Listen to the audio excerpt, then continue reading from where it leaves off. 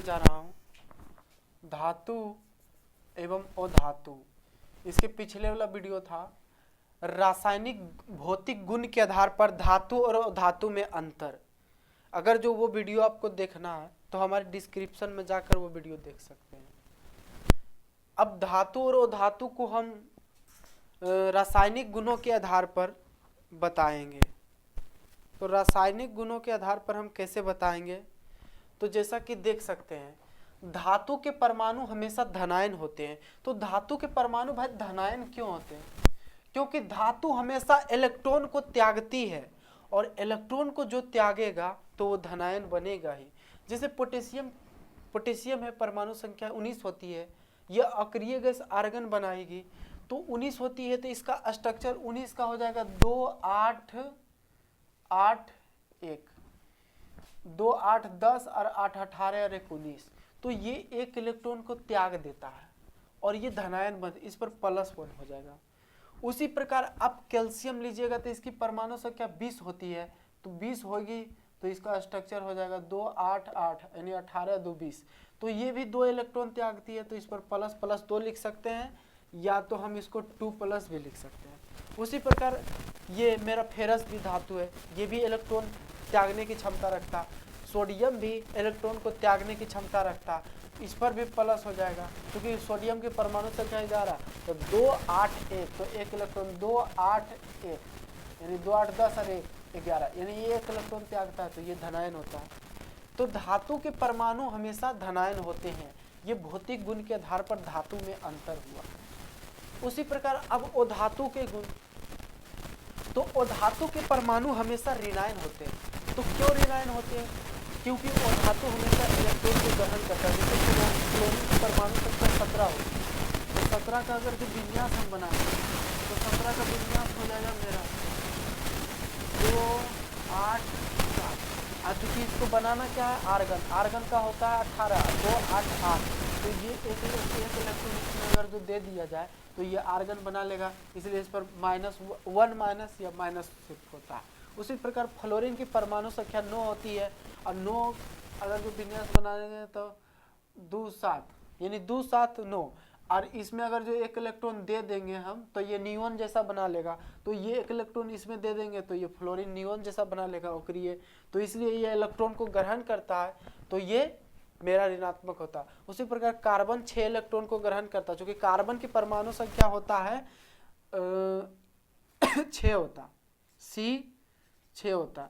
इसका अगर जो विन्यास बनाएंगे तो 2 4 होगा, और अगर जो इसमें 4 इलेक्ट्रॉन दे देंगे तो नियोन जैसा बना लेगा ना, ये तो हो जाएगा ये 2 8, तो ये अष्टक पूरा हो जाएगा। तो ये 6 इलेक्ट्रॉन को ग्रहण किया, इसलिए इस पर 6+ या 6+ लिख देंगे। उसी प्रकार अब मेरा अगला सल्फर है। सल्फर की परमाणु संख्या 16 होती है, सल्फर की परमाणु संख्या 16 होता है। इसका विन्यास बनाएंगे 2 8 10 और 6 16। इसको बनाना क्या है आर्गन, तो आर्गन का होता है 2 8 8।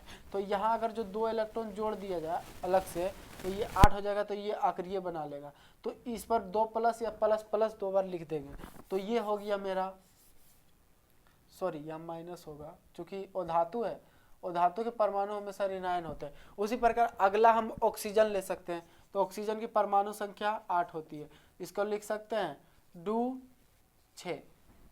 6 लिख सकते हैं, क्योंकि प्रथम कक्षा में 2 इलेक्ट्रॉन रह सकता और दूसरा कक्षा में 8 इलेक्ट्रॉन रख सकता। क्यों रख सकता? क्योंकि एक सूत्र है 2n², जहाँ n कक्षा की संख्या, अगर जो प्रथम कक्षा में हम रखेंगे n बराबर 1 तो 2 गुने 1 का स्क्वायर बराबर 2 हो जाएगा। उसी प्रकार दूसरा कक्षा में 2 गुने n बराबर 2 का स्क्वायर 2 दूनी 4 दूनी 8 हो जाएगा। उसी प्रकार आगे अगर जो हम यहाँ पे 3 रखेंगे तो 3 3 9 दूना 18 इलेक्ट्रॉन रखाएगा। उसी प्रकार 4 चौका 16 दूना 32 इलेक्ट्रॉन रखाएगा, तो उस प्रकार चौथा कक्षा में 32 इलेक्ट्रॉन रखाएगा। तो इस प्रकार हम निकालते हैं। तो ऑक्सीजन में अगर जो 2 इलेक्ट्रॉन दे दिया जाएगा, अर्थात ये 2 इलेक्ट्रॉन को ग्रहण करता है, इस पर -- 2 बार लिख सकते हैं या 2- लिख सकते हैं।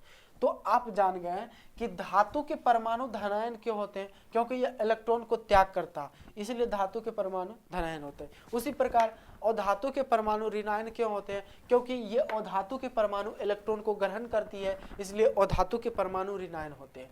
अब धातु के ऑक्साइड भास्मिक होते हैं, तो धातु के ऑक्साइड मतलब धातु, किसी भी धातु को ले लीजिए, उसे ऑक्सीजन में जलाइए तो वो धातु के ऑक्साइड ही बना।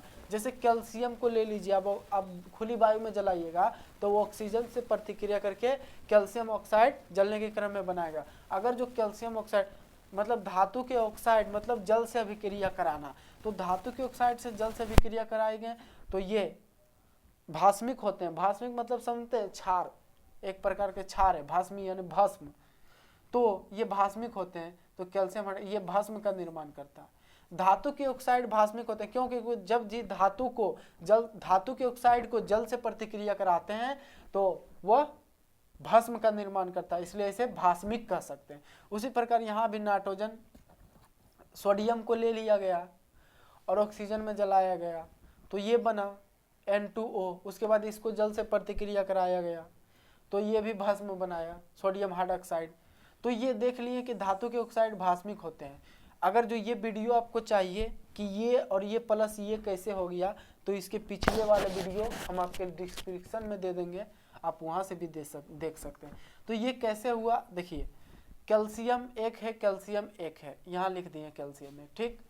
उसके बाद आप ब्रैकेट लीजिए, O एक है और O एक है, दो गो O है, हाइड्रोजन भी 2 गो है, तो OH होल 2 लिख सकते हैं, क्योंकि इसको 2 बार गुना करेंगे तो वही तो O 2 है और हाइड्रोजन 2 है, संतुलित है दोनों साइड।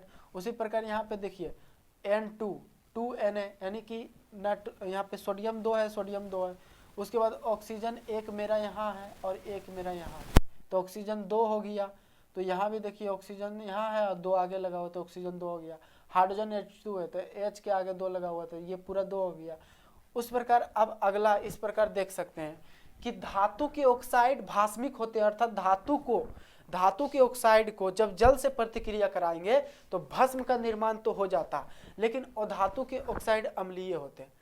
अधातु के ऑक्साइड अम्लीय होते हैं तो ये कार्बन अधातु है और इसको अगर जो इसको वायु में जलाइए तो कार्बन डाइऑक्साइड गैस का निर्माण होता है, और अगर जो इससे जल से प्रतिक्रिया करा दिया जाए तो ये फॉर्म H2CO3 ये अम्ल बनाया जाता है, ये एक प्रकार का अम्ल है। उसी प्रकार अब सल्फर को अगर जो वायु में जलाइएगा तो सल्फर डाइऑक्साइड का निर्माण होगा, और सल्फर डाइऑक्साइड को जल से प्रतिक्रिया करा दीजिएगा तो H2SO3 होगा। तो बोलिएगा ये कैसे हो गया, तो देखिए कार्बन यहाँ पर एक है, ठीक, कार्बन यहाँ पर भी एक है, कहीं आगे यहाँ नहीं लगा हुआ, जो पूरा लेंगे यहाँ पे कार्बन एक, यहाँ भी कार्बन एक, ठीक। सर्वप्रथम देखो प्लस वाला जो होता है वो पहले लिखाता है, तो ये हाइड्रोजन प्लस है, ये कार्बन माइनस है, तो पहले आप लिख दीजिए H2 लिख दिए, ठीक, H2 को लिख दिए उठा के। उसके बाद आपके पास जो माइनस वाला है जो मैच कर रहा था, ये कार्बन को भी लिख दिए। उसके बाद यहाँ पे कार्बन एक था, उसके बाद लिख दिए। उसके बाद ऑक्सीजन यहाँ 2 है और 1, तो वो 3 H2CO3। उसी प्रकार आप सल्फर को ले लीजिए, तो सल्फर में जो प्लस है वो पहले लिखाता है, तो H2 है प्लस, ये धनात्मक होता है, तो H2 को पहले लिख दिए। उसके बाद सल्फर एक है, उसके बाद सल्फर को लिख दिए, और उसके बाद O एक यहाँ है और O 2 गो यहाँ, तो H2SO3 लिख दिए।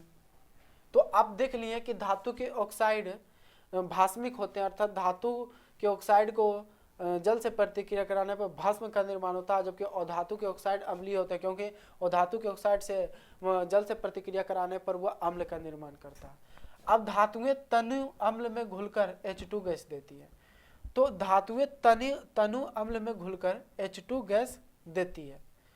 जैसे कि आप देखिए सल्फ्यूरिक अम्ल H2SO4 के जलीय विलयन में जिंक का टुकड़ा जो कि धातु है डालिएगा तो उससे हाइड्रोजन को विस्थापित करके वह जिंक अपना स्थान ग्रहण कर लेता है और हाइड्रोजन गैस निकलती है, ये होता है, ठीक।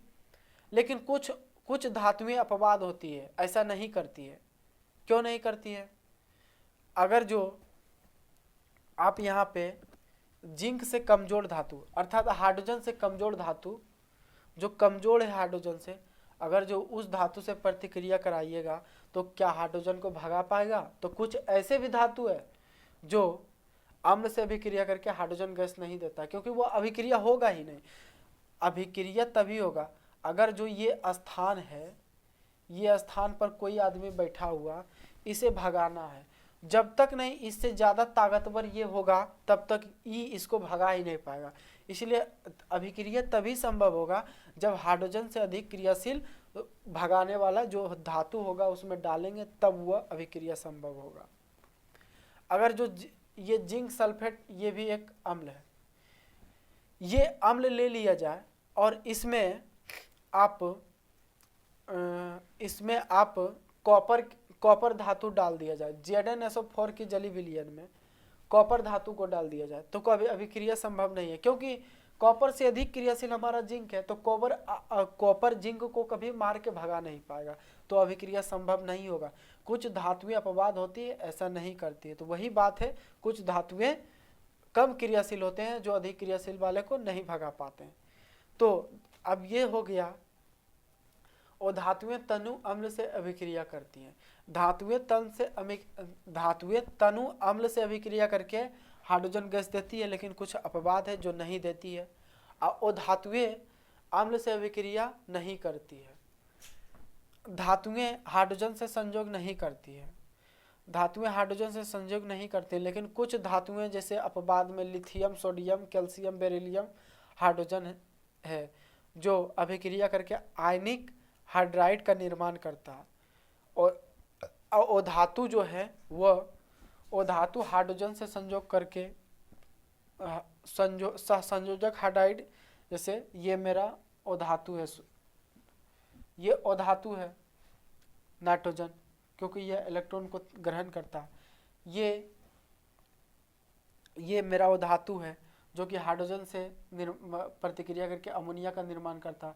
ये फास्फोरस भी मेरा धातु है जो हाइड्रोजन से संयोग किया। ये मेरा ऑक्सीजन भी धातु है जो जल का निर्माण किया। तो धातु ऑक्सीजन से संयोग करके सहसंयोजक हाइड्रोजन बनाता है, लेकिन धातुएं हाइड्रोजन से संयोग नहीं करती है। कुछ अपवाद भी धातुएं हैं जो हाइड्रोजन से संयोग कर जाती है, जैसे lithium, sodium, calcium, beryllium, hydrogen. ये आपको याद रखना पड़ेगा। धातु हमेशा अवकारक होते हैं। क्यों धातु अवकारक होते हैं? क्योंकि धातु अवकारक इसलिए होते हैं क्योंकि धातु से हमेशा हाइड्रोजन गैस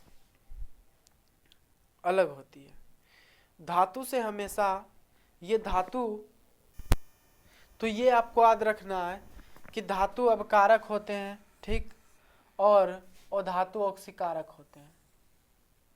धातु अवकारक होते हैं, ऑक्सीकारक होते हैं।